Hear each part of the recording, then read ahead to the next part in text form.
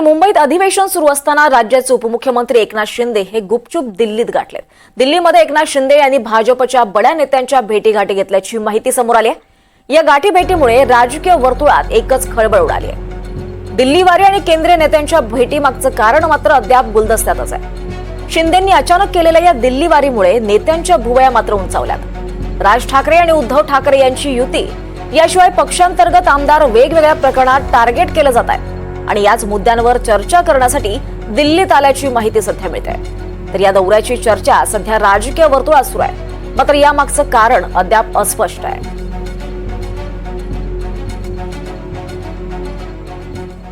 दरम्यान शिंदे दिल्लीत होते हे मला आत्ता कळतंय। ते मुंबईच्या विकासासाठी आणि राज्यासाठी निधी आणत असतील अशी प्रतिक्रिया मंत्री उदय सामंत यांनी दिली आहे।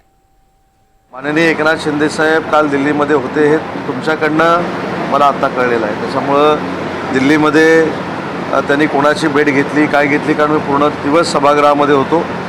शेवटी दिल्लीला नेत्यांची भेट घेणं, मुंबईच्या विकासासाठी महाराष्ट्राच्या विकासासाठी निधी उपलब्ध करून आणणं ही आमची सगळ्यांची जबाबदारी आहे आणि त्याच भावनेतनं माननीय एकनाथ शिंदे साहेब जर दिल्लीमध्ये गेले असतील तर त्याच भावनेने गेले असतील।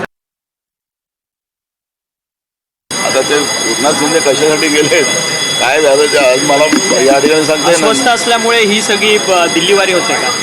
या सरकारमध्ये गँगवॉर चाललेलं आहे आणि त्या गँगवॉरची काहीतरी कहाणी सांगायला ते दिल्लीला गेले असतील।